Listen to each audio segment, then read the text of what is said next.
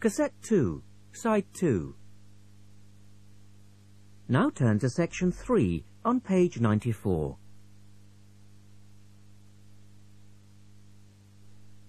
Test 4, Section 3. In this section, you will hear a discussion between three people in a university tutorial. In the first part of the discussion, they're talking about city traffic and the motor car. First, look at questions 21 to 24.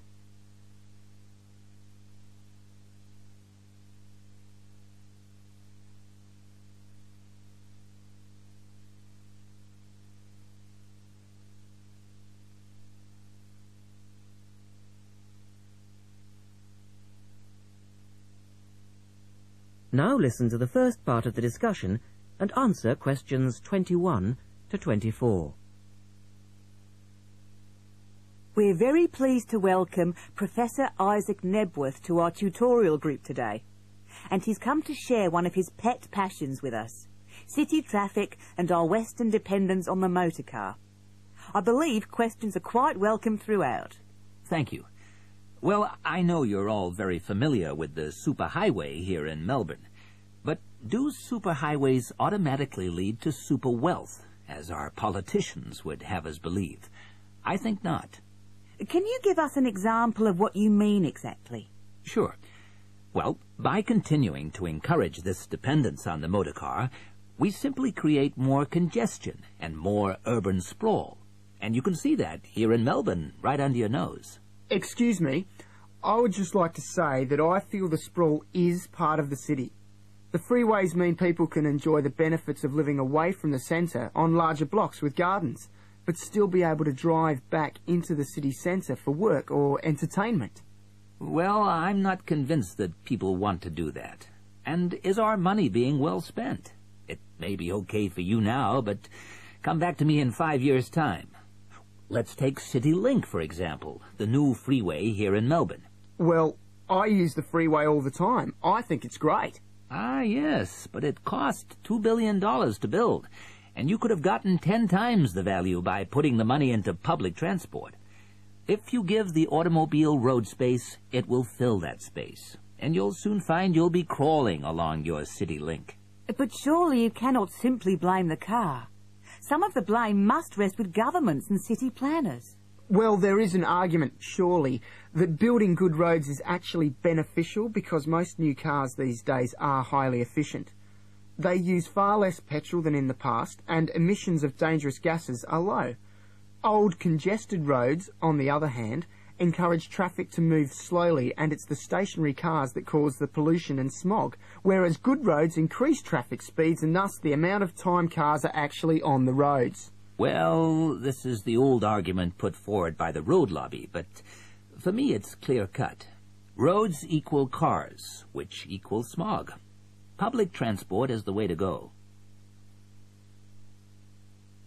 In the second part of the discussion, the professor talks about public transport in different cities. Look at questions 25 to 30 first.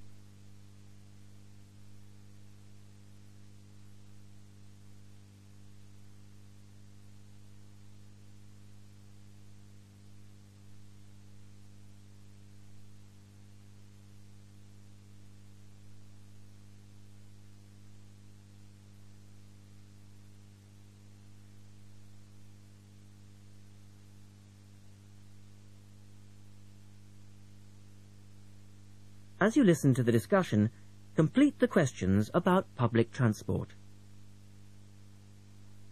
Now, on that topic of public transport, I read somewhere recently that Australia isn't doing too badly in the challenge to increase the use of public transport. Better than America, granted.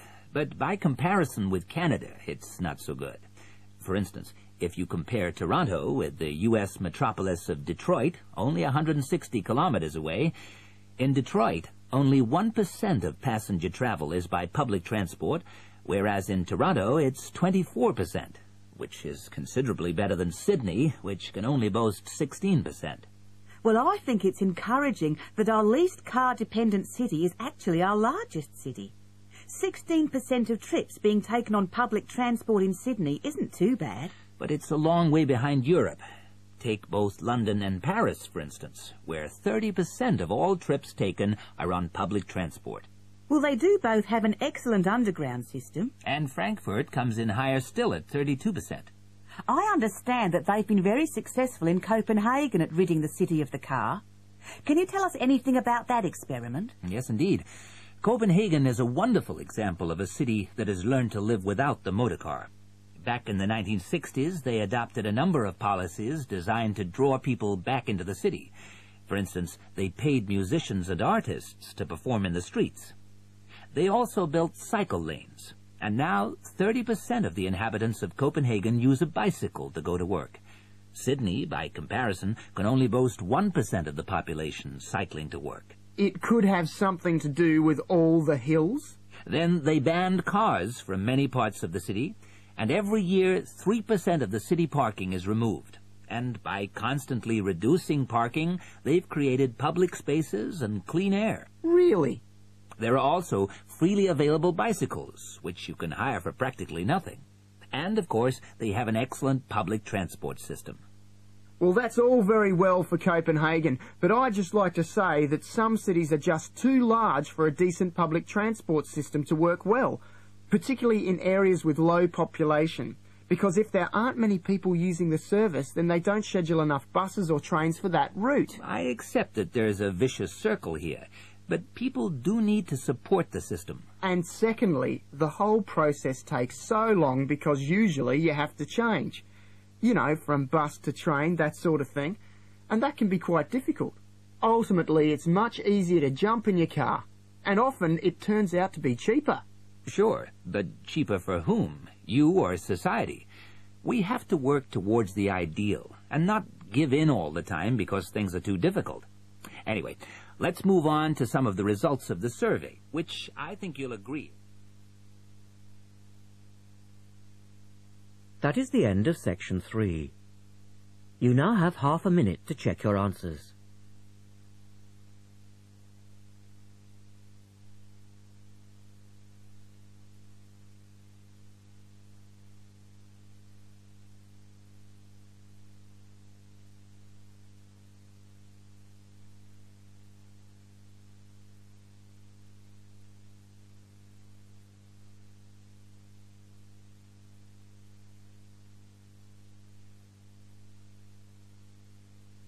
Now turn to section 4 on page 96.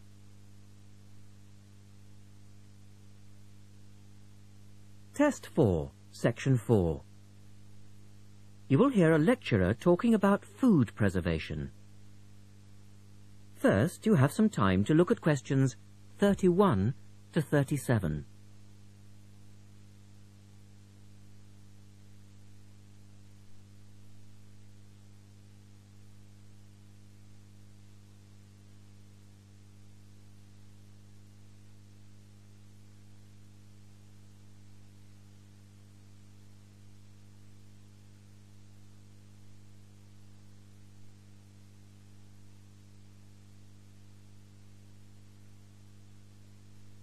Now listen carefully and answer questions 31 to 37.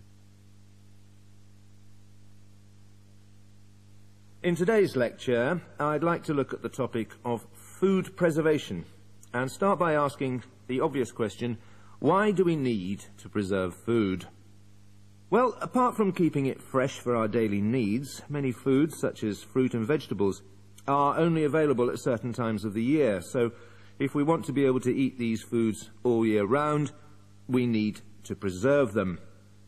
We also need to preserve food for export overseas to make sure that it doesn't perish in transit. And lastly, we need to be able to preserve food for when there are food shortages. There are a number of methods of preserving food which involve both high and low temperatures, chemicals, irradiation, and drying. Let's have a look at these in turn. In the 1870s, the French scientist Louis Pasteur showed that microorganisms in food could be destroyed by raising the temperature of the food, a process now known as pasteurization. This involves heating milk to just 65 degrees Celsius for 30 minutes. A new method, the ultra-high temperature, or UHT process, involves heating milk to 150 degrees Celsius for 3 seconds. The advantage of treating milk in this way is that it lasts much longer, though I tend to feel, and I'm sure many of you would agree, that taste is somewhat sacrificed in the UHT process. Tin cans were first used in the early 1800s to store and preserve food. Just as they are now, the cans were tin-plated steel containers, and the process had the advantage of being cost-effective. Unfortunately, however, there were many early cases of food poisoning because the canning process was not fully understood at that stage. We now know the exact temperature and length of time each food needs for proper preservation, which has greatly reduced the risk of food poisoning. People living in cold climates often preserve food by burying it in the snow, and the Romans knew all about the advantages of packing food in ice. But for most people, this was not an option until the invention of the refrigerator in 1834. Today, however, refrigeration is the most important means of preserving food, because the food stays fresh without needing to be treated. However, refrigeration requires an electricity supply, and unfortunately, if the power goes off, so does the food. A variety of chemicals can be added to food, and you'll find their names listed on the labels of cans and bottles. Salt is probably the oldest of all the chemical preservatives, and was used by many ancient civilizations for many years. Sugar also acts as a preservative and is used to preserve jams in much the same way that vinegar is used to pickle foods. Chemical preservatives are effective, but they do not suit all foods, and the processes involved are time-consuming. Another method of preserving food is by drying it. Most foods are 75% to 90% water, so if you remove the water, the microorganisms simply can't survive. When food is dried, it not only lasts a long time, but it also becomes much lighter, which is a big advantage, as this makes it cheap to store. Though some people argue that valuable nutrients are lost in the process. In the second part, the speaker describes the process of drying food. Look at questions 38 to 40.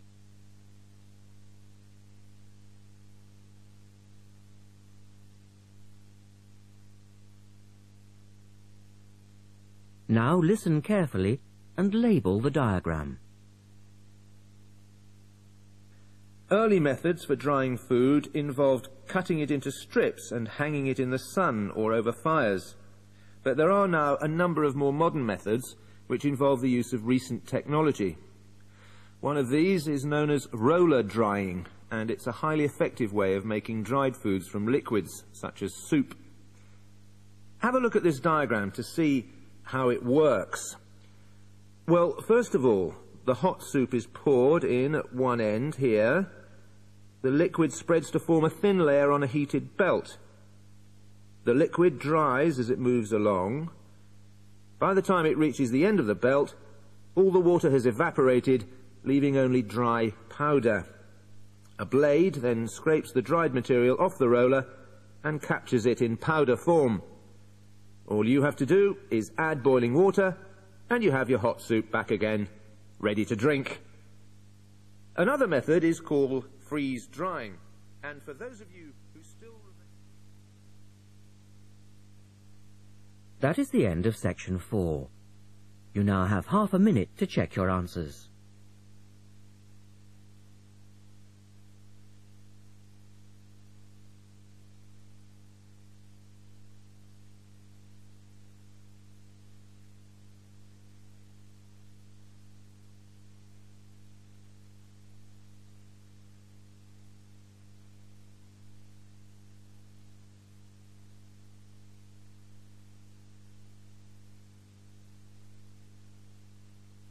That is the end of the listening test. At the end of the real test, you will have 10 minutes to transfer your answers to the listening answer sheet.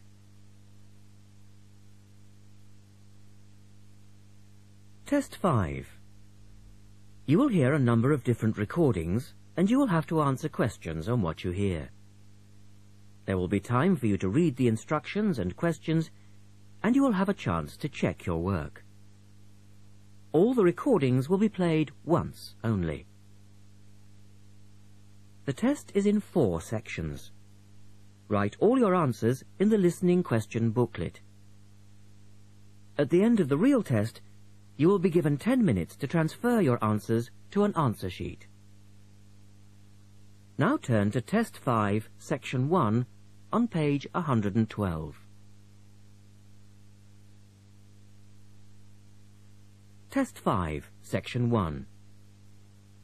A man wants to place an order by telephone for some office stationery. Listen to the conversation between the woman and the man and answer the questions. First, you have some time to look at questions 1 to 6.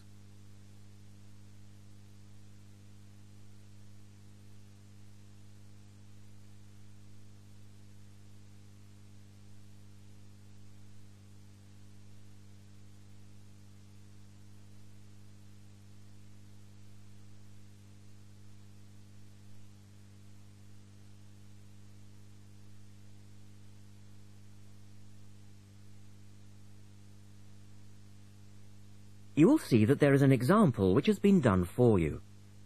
On this occasion only, the conversation relating to this will be played twice.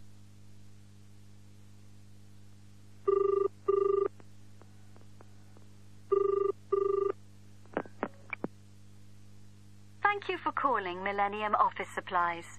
If you would like to place an order, please press 1. Your call has been placed in a queue.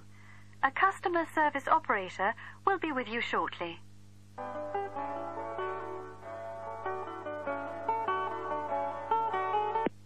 Gina speaking. How can I help you?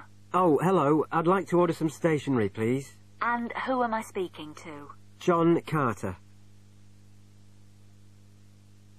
The man says his name is John Carter. Now we shall begin. You should answer the questions as you listen, because you will not hear the recording a second time. Listen carefully and answer questions 1 to 6.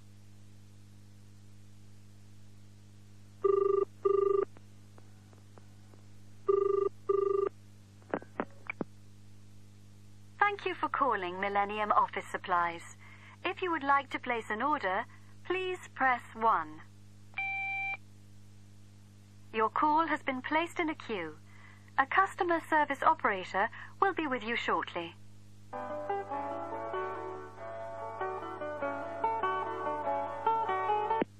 Gina speaking. How can I help you? Oh, hello. I'd like to order some stationery, please. And who am I speaking to? John Carter. Right. Can I just confirm your account number and the name of your company, John? Sure. The account number is 692411. 692411. Right. And you're from Rainbow Computers? No, the company is Rainbow Communications. Oh, okay. I'll just fix that on the system. Communications. And what would you like to order, John? Envelopes. We need a box of A4, that is, normal size envelopes. White, yellow or manila? We'll have the plain white, please. But the ones with the little windows. Okay. 1 box, A4, white. Just the 1 box, was it? On second thoughts, make that 2 boxes. We go through heaps of envelopes. As a matter of interest, are they made from recycled paper? No, you can't get white recycled paper. The recycled ones are grey, and they're more expensive, actually. Right, we'll stick to white then. Something else, John? Yes, we need some coloured photocopy paper. What colours do you have? We've got purple, light blue, blue, light green, whatever you want, pretty much. There are 500 sheets to the pack. Right, let's see. We're going to need a lot of blue paper for our new price lists. So, can you give us 10 packs, please? Make sure it's the light blue, though. 10 packs of the light blue. The woman asks the man if he needs anything else. Look at questions 8 to 10.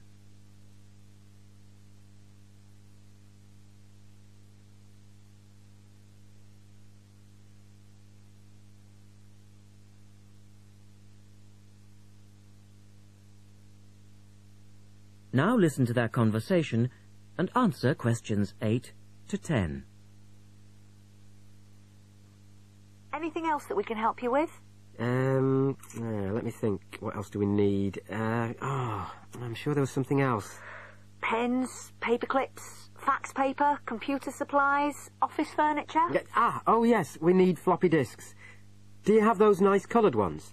Yes, but they're a bit more expensive than the black ones. Oh, that's all right. I'm not paying anyway. Right. Floppy disks. And what about diaries for next year? We've got them in stock already, and it's a good idea to order early. No, I think we're all right for diaries. But something we do need is one of those big wall calendars. You know, one that shows the whole year at a glance. Do you stock those? We certainly do. OK, can you include a wall calendar then, with the other stuff? Just make sure it's got the whole year on